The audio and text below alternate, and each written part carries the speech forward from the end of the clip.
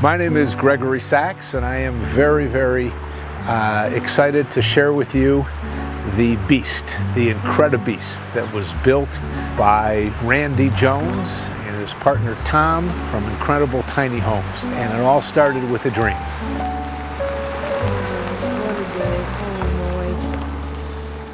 All right, let's cross the border and then let's get some dinner.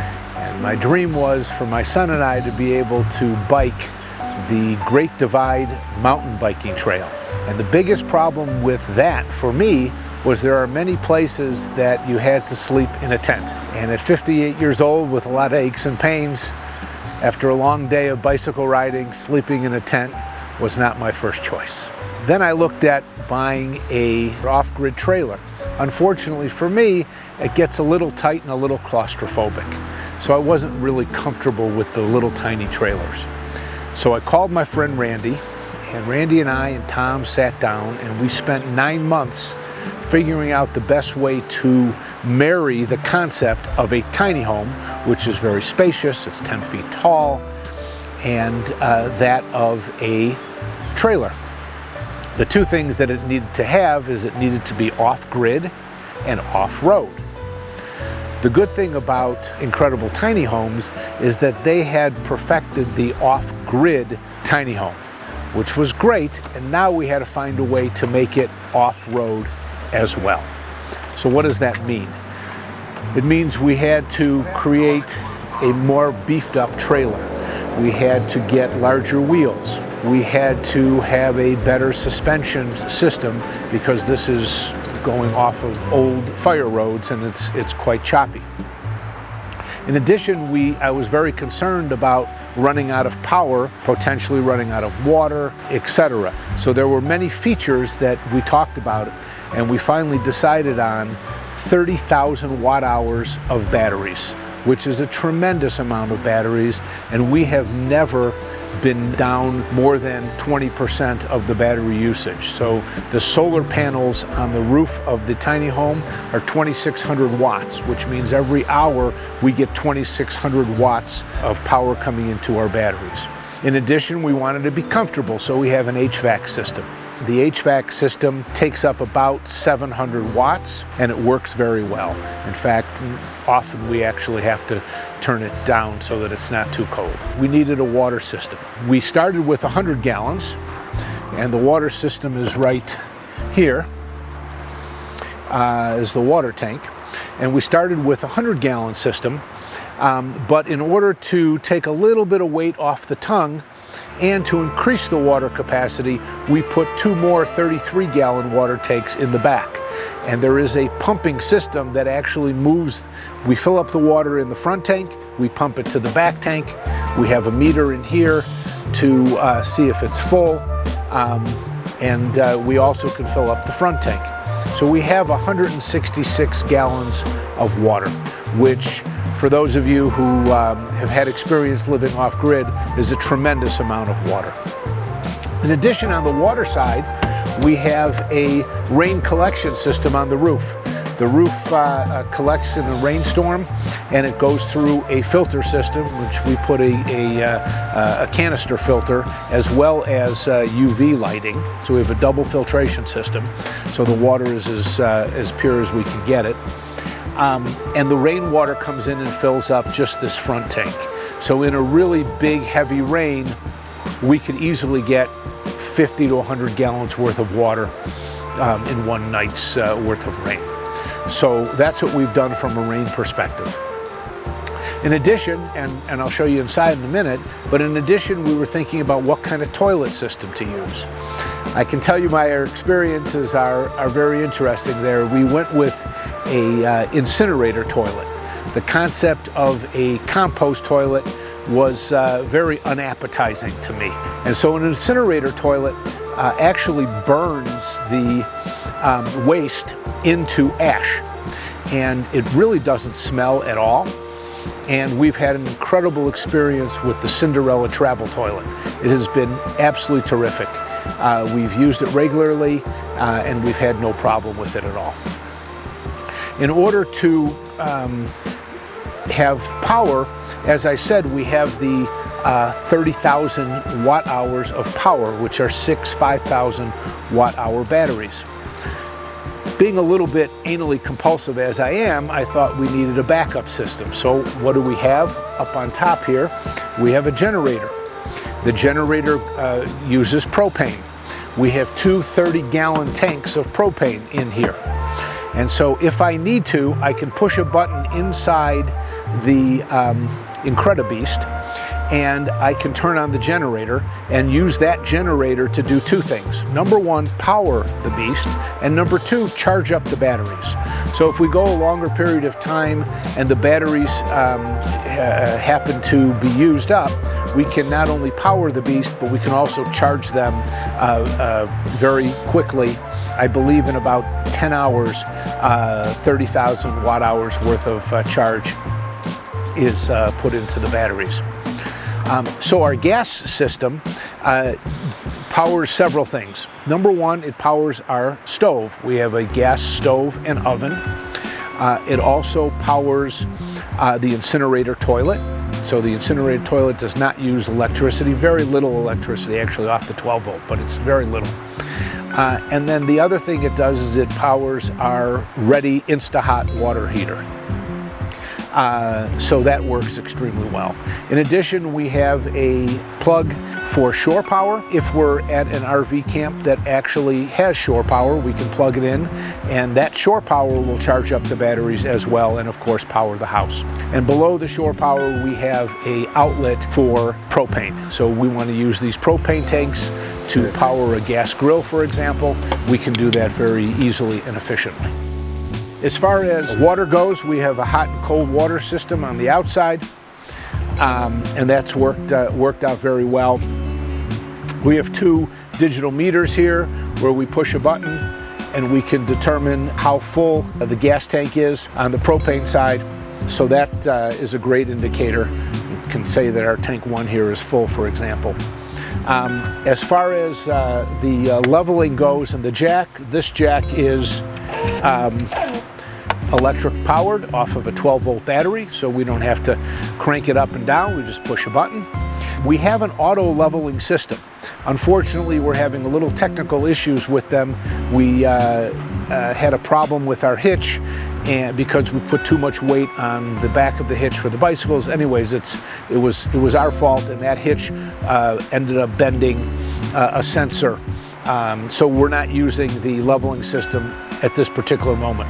But the concept is we push a button and the leveling system will automatically level the beast, so we don't have to run around in a circle 6 times and balance every corner. Back to the dream. One of the other difficult parts about riding the Great Divide mountain biking route is the fact that it is extremely difficult. It's the whole route is 2,700 miles. It goes from Banff down to the border of New Mexico and Mexico. And I believe there's about 200,000 plus feet of vertical climbing. That's pretty hard to do for an out-of-shape 58-year-old. So the idea is to do this and use specialized Levo mountain bikes that are pedal assist. E-bikes, but they're pedal assist only, so you can't just push a button. The concept, though, is that's hard to do when you're pitching a tent and you have no electricity. So what did we do? The Beast has plenty of electricity, and so we've run a cord and we are now charging our e-bikes. And we're able to do that every day and charge an extra battery, so it makes this trip very possible for somebody like me. Superman Spencer's carrying an extra battery. Extra battery. That way we can have some fun. In addition, I happen to like to stay in touch, both business and personally. And in order to do that, when you're out literally in the middle of the wilderness with no power and certainly no cell signal and no internet, we got Starlink. The Starlink has also been wired inside the Beast, and that's where the router is, and we have gotten incredible reception using the Starlink. So it's been absolutely everything we could hope for. While we're outside, we have a canopy that comes down to block the sun, and the rain, and we've actually put it to use with that plus a tarp when it rained one day in order to cover the bicycles so that they did not get too wet. And eventually. Get the grand. Let's come on inside. Just to highlight some of the features, we have 2 beds. They are both queen size beds, and we have some very thick, comfortable 12-inch mattresses on each of the beds, so they're incredibly comfortable. Full bay window, and I apologize for the dirtiness. We've been on the road literally 10 days. We've biked 10 days, about 500 miles, and it's been fantastic. So this is the end of the trip. In addition to that, we have some cabinets here with outlets, and there's another cabinet here that goes all the way to the ground, which is a tremendous amount of storage. In addition, we have outlets by the bed. I use a CPAP machine, so it's very comfortable and very easy to use. Each one of the outlets also has USB-A and USB-C outlets, which makes it very easy to charge all of our electronics. Certainly have lights here as well, and the blinds all lock in place when we travel. All of the cabinets have the child-proof locks on them, so that if there is a sharp turn or a big bump and something heavy does push against it, the cabinets are locked. And so this is a closet with hanging inside. We have I believe this is a 60-inch television, and because it is a smart TV, we are able to hook it up vis-a-vis Wi-Fi through the Starlink, and it works terrific. We can watch regular TV as well as any other of the digital stations. As you can see, we have all sorts of cabinets. This cabinet, again, they're all child locked. This cabinet is a garbage can, which comes in very handy. All of these walls are 2 3/4 inch thick, and they're incredibly well insulated. And what I really like most about them, and we obviously have beautiful wood trim, but these walls are metal. And what I like about them is we have all sorts of little accessories that are magnetic. For example, these hooks, they come in handy. These little trays, they come in very handy, etc. All of these are our cabinets. Up here is actually where we have the Starlink. So the Starlink's plugged in. This is the router. The cable goes down and exits outside.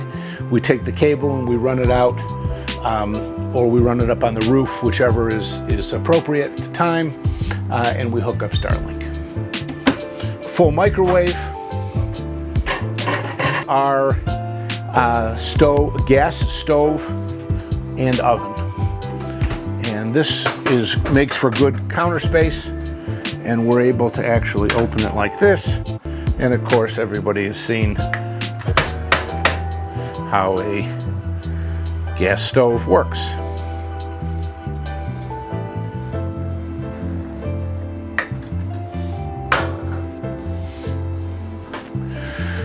This is our panel. If I want to turn on the generator, which I showed you earlier, I push this button and I flip that switch, and the generator then becomes powered on. As you can hear, the generator is now powering on. That noise is the starting of the generator. I flip this switch over like that, and the house is now being powered by the generator, and the batteries are being charged now by the generator. I don't need the generator now, so I'm going to turn it off. Turn it off, switch it back, and we're in good shape. This is the electrical panel box, which everybody has seen. This is the panel box for the leveling system, which, as I said, needs to be fixed, and this is the 12 volt. This is our water system. This is the front tank of front water. It also talks about our 35-gallon gray water tank, which holds the water from the shower and the sinks. And then we can pull and we can push the button and we can see that it's empty because we had just emptied it. And we can take a look at the freshwater tank, and our freshwater tank is indicating full. If we do go to a cold climate, we do have the ability to push a button, and there's a heater in these tanks so that the water won't freeze in the gray tank as well as in the fresh tank. And here's the heaters. I will show you our battery systems in a few minutes. Unfortunately, you can't see them now because this loft area acts as a great storage place while we're not in motion. When we're in motion, that all comes down, and this way there's no chance anything can potentially bump into the batteries. Here's our full refrigerator. The full refrigerator is fantastic. Freezer, as well as refrigerator, which again is been used. The other thing that we've done is we've put in some first aid and medical cabinet.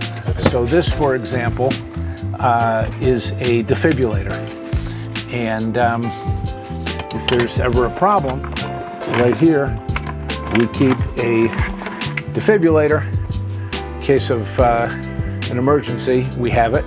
I also have an EpiPen, and when you're out in the middle of nowhere, you don't really have much time to wait for any emergency services. We also have a cabinet up here. I use these as a way to lock them, since we did not put the child-proof locks up here, but there's another cabinet up top. Into the bathroom. The bathroom has a full set of cabinets. This I actually use to put in the shower door while we're traveling so that it doesn't rattle. But here are our cabinets with shelves, our sink, which works very well. This is the hot water, tankless Insta-Hot water heater. We have a nice medicine cabinet, of course, which is fully stocked. Here's our incinerator toilet. Again, the Cinderella toilet, it works terrific. So we had a shelf built right here so that this becomes very convenient to be able to put medication, toothbrush, etc., etc. These little details that these guys thought of is amazing. For example, to make sure this door doesn't close during transit, we have a block here, and we turn this like this, and then you can close the door. Of course, the door has a lock on it, and so you can have privacy if you need it. And again, to keep the door open, especially during transit, we put the block down so the door doesn't go anywhere. And this is a full 4-foot shower, which is plenty of room to get in and extremely comfortable. We have a custom built, thanks to Wayne at Incredible Tiny Homes, spice rack, which is self-explanatory. We have the light switch here. We have a big block, butcher block, that's now being stored here that goes on top. So this becomes one big counter space when we need it. Up top, we have an air exchange system. This system is set up and actually uses remote control to bring in fresh air and bring out stale air. So if we're not using the HVAC system, we're not, dead in here with, a bunch of dead air. Backup heating system. Again, being anally compulsive, we have a backup heating system. You turn that heating system, it gets very hot, and of course it could cause a fire or some kind of damage to the wood tanks. The answer is absolutely, and we're in the process of, we actually have metal under here already to help guard against that. But in order to be completely safe, we are working on some kind of fireproof blanket that we actually can pull up and hook here if we ever need that. The odds of us using that are very remote. We're probably not going to be out in extremely cold weather, and we're certainly not expecting our mini split to break. So that's just a double backup system if we should need it, but nonetheless, fire precautions will certainly be taken. This is a neat little feature here. These are the blinds, and they're inside the window panel, and it enables us to open them. One of the big questions for me when deciding that an off-grid, off-road trailer is something that I wanted was, do I want, what else is out there? Because obviously this vertical exists. And so I did a significant amount of research, and I looked at many different ones, not only online, but also in person. And what I found was a couple of things. Number one, all of them were 24 feet or shorter. Now I'm sure somebody's gonna find one that's 28 feet. I'm sure they exist. The ones that I've seen were 24 feet and shorter. And that makes sense because when you're off-grid and off-road, especially off-road, you probably don't want much longer than that because it's probably difficult to maneuver into some of the tight spots. The ones that I've looked at were the very expensive units. Were extremely fancy, which was great. They had incredible amount of accessories. They had great cabinetry and all sorts of very fancy type of physical features. There's two problems that I found. Number one, the way that they're built, they were not as tall as I wanted, and they weren't quite as wide as I wanted. And every foot really makes a difference when you're talking about something that's 190 feet, square feet. So that was one problem. I felt claustrophobic. The second problem that I had was the power and some of the off-grid type of features. They just didn't have them to the same degree that I wanted. I have 30,000 watt hours of power. I wasn't able to find anything else that was even close to that. Now maybe if I called, they could upgrade it and add it, very possible. The second feature was water. This water system that I have 166 gallons of fresh water, which is unheard of. I've never seen any off-grid, off-road RV trailer with anything close to that. This has a backup generator, which I talked about earlier, which is extremely important to me. The backup generator I have not seen on any other units. Again, maybe they exist, maybe they're an extra feature, I just haven't seen them. So all of these features were very important to me. And of course, price is a big factor. And so when looking at what existed for $250,000 and realizing that while they look beautiful, no question they're beautiful and they're top notch with all sorts of great outdoor pull-out drawers and all sorts of really fancy features, and they're terrific. But when I really looked at the whole picture and thought about the things that are most important to me, not being claustrophobic, having all sorts of plenty of power and backup power and plenty of water, etc., it was very clear that this did not exist. And that's when I called Randy, who's a very good friend, a terrific guy, and asked him if we can work together to figure out a way to marry the concept of a tiny house with a RV off-grid, off-road trailer. And I'm very, very pleased and proud that he was able to do it. Cheers.